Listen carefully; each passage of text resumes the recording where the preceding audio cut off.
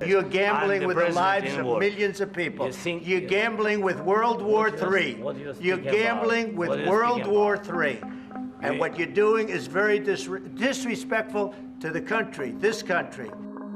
تم اس پوزیشن میں بالکل بھی نہیں کہ ہمیں ڈکٹیٹ کرو کہ ہمارے ساتھ کیا ہوگا. تمہارے پاس اس وقت کوئی کارڈز نہیں. ہمارے ساتھ رہو گے تو تمہارے پاس کارڈز بھی ہوں گے. تم کروڑوں انسانوں کی زندگیوں سے کھیل رہے ہو. تم ورلڈ وار 3 کا جوا کھیل رہے ہو.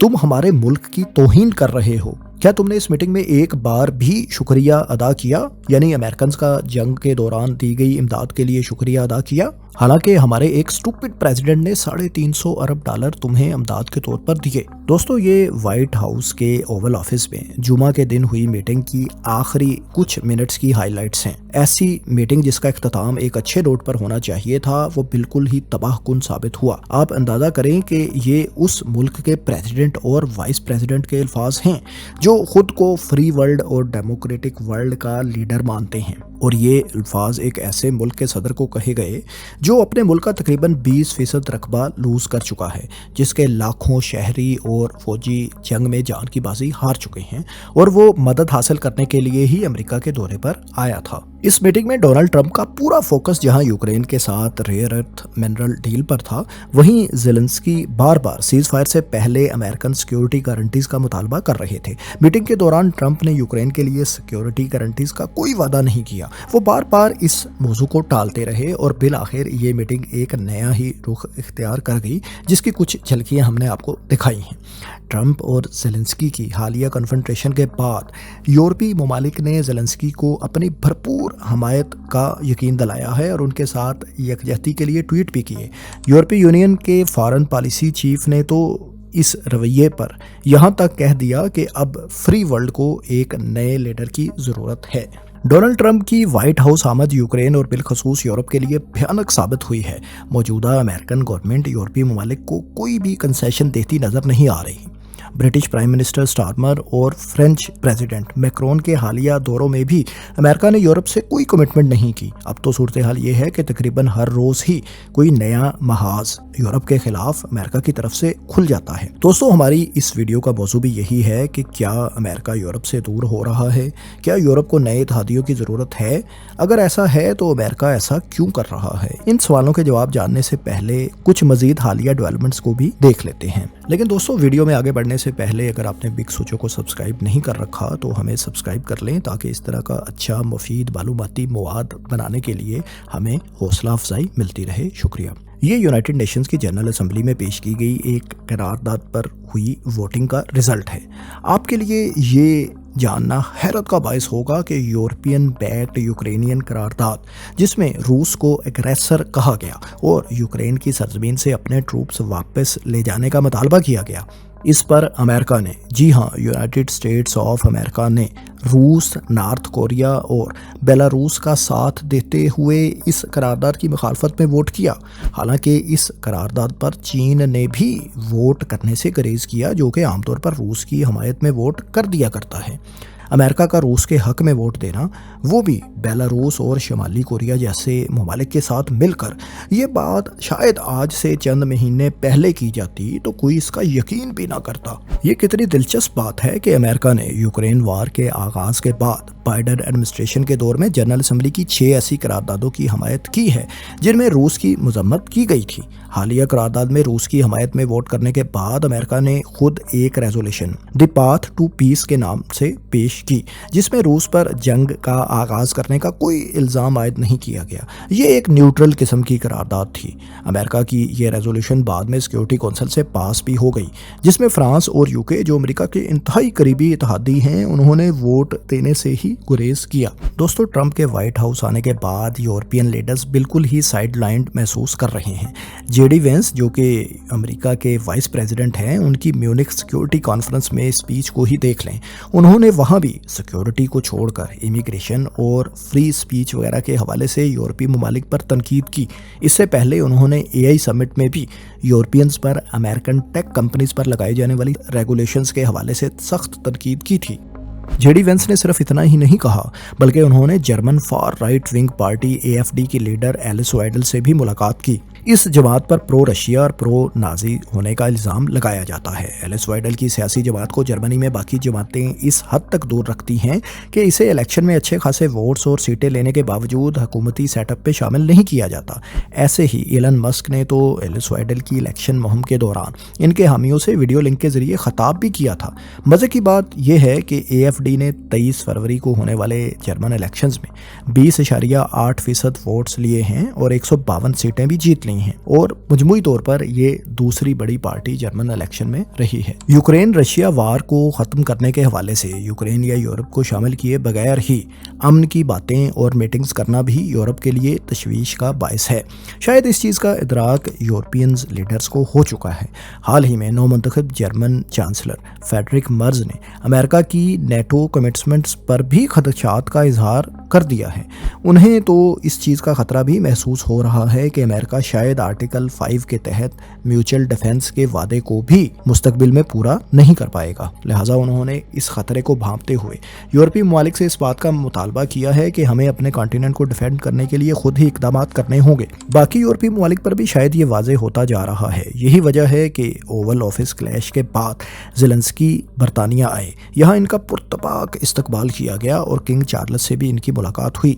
यहाँ बरतानिया ने मिलिट्री एड जारी रखने, रूस पर माशी दबाव बनाए रखने के अलावा 5000 एयर डिफेंस मिसाइलों के लिए 1.6 बिलियन पाउंड्स भी यूक्रेन को देने का ऐलान किया। इसके अलावा ब्रिटिश हुकूमत ने यूक्रेन में अपनी मिलिट्री डिप्लॉय करने पर भी रजामंदी का इजहार किया।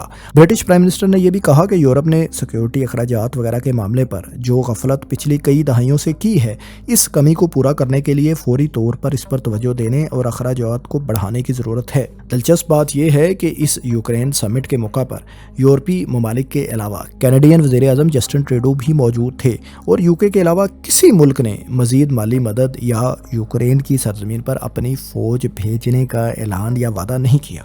ब्रिटिश प्राइम मिनिस्टर का भी ट्रूप्स भेजने का ऐलान उनकी पार्लियामान से मंजूरी पर मुनहसर होगा और शायद अपनी फ़ौज यूक्रेन भेजने के लिए पार्लियामान से मंजूरी लेना इतना आसान उनके लिए भी नहीं होगा। डोनाल्ड ट्रंप जो अपनी पहली टर्म में भी यूरोपियंस को अपनी डिफेंस स्पेंडिंग्स बढ़ाने का कह रहे थे और 2% का टारगेट मीट करने पर जोर उन्होंने दिया था, अब वो इस शरह को 5% तक बढ़ाने का मुतालबा यूरोपीय ममालिक से कर रहे हैं। ट्रंप माजी में कम स्पेंडिंग वाले ममालिक को ये धमकी भी दे चुके हैं कि वो रूस को इनकरेज करेंगे कि वो इन पर हमला कर दे।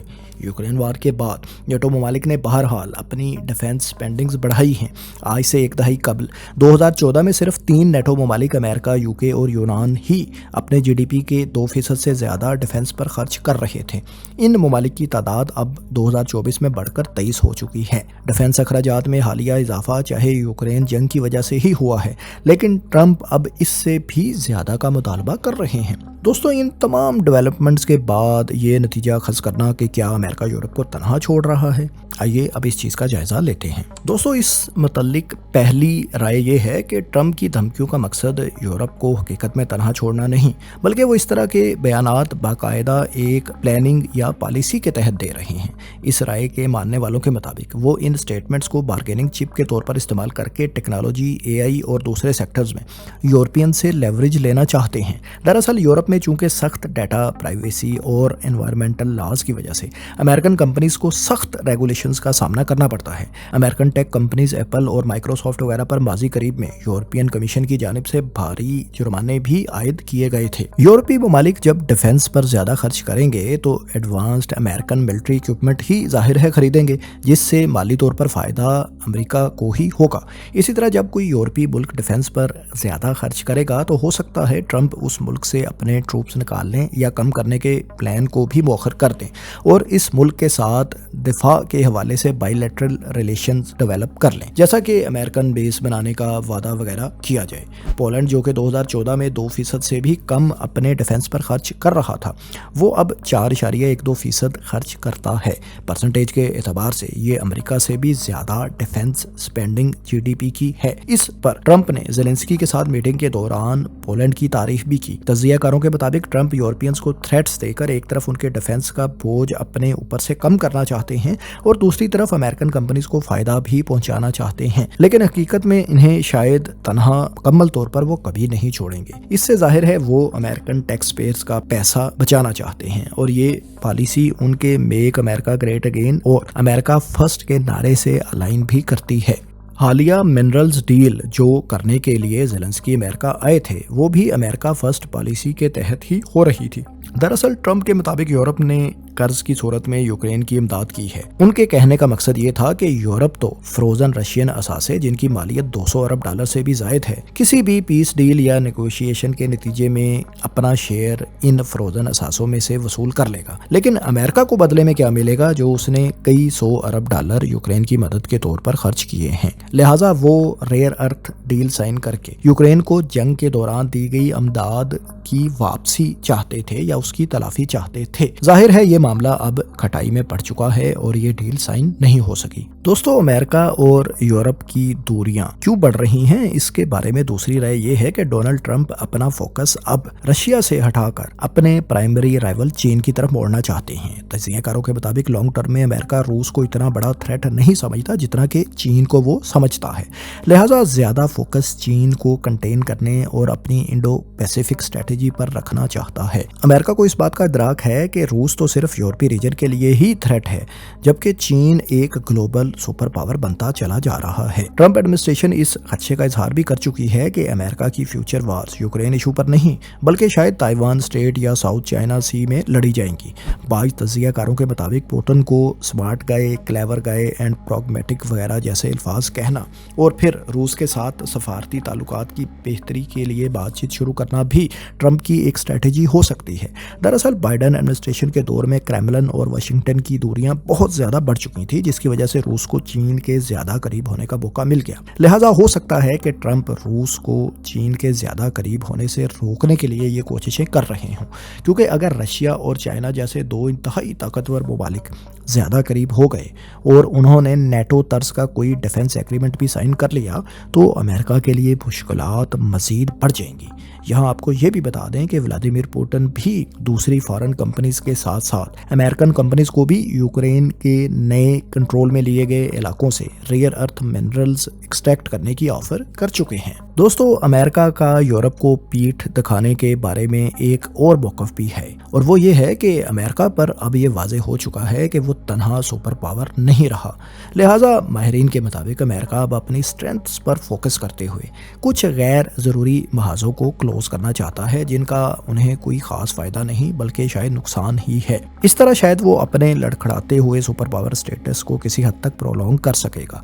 दूसरी तरफ डिफेंस की मद में बिला वजह ज़ाया होने वाला बेशुमार पैसा भी टैक्स पेयर्स का बच जाएगा। ये बात किसी हद तक दुरुस्त भी मालूम होती है, क्योंकि खुद अमेरिका के secretary of state Marco Rubio भी कह चुके हैं कि अब हम मल्टीपोलर दुनिया में रह रहे हैं। यानी अमेरिका इस हकीकत को तस्लीम कर चुका है कि चीन जैसी सुपर पावर्स अब उसके मुकाबले में आ चुकी हैं। दोस्तों, ये तमाम हकायक जानने के बाद आपका क्या ख्याल है? आपको क्या लगता है कि क्या अमेरिका वाकई ही यूरोप से अब पीछे हटना शुरू हो चुका है और यूरोप को तनहा छोड़ रहा है, या ये कोई लॉन्ग टर्म पॉलिसी के तहत इस तरह के इक़दाम ट्रंप एडमिनिस्ट्रेशन उठा रही है? कमेंट्स में अपनी राय से ज़रूर आगाह करें और मज़ीद आप किन टॉपिक्स के बारे में जानना चाहेंगे वो भी हमें कमेंट्स में बताएं। और इस तरह की मालूमाती, तहकीकाती, दिलचस्प वीडियोस मसलसल देखते रहने के लिए बिग सोचो को सब्सक्राइब कर लें और बेल आइकन पर ज़रूर क्लिक करें। शुक्रिया।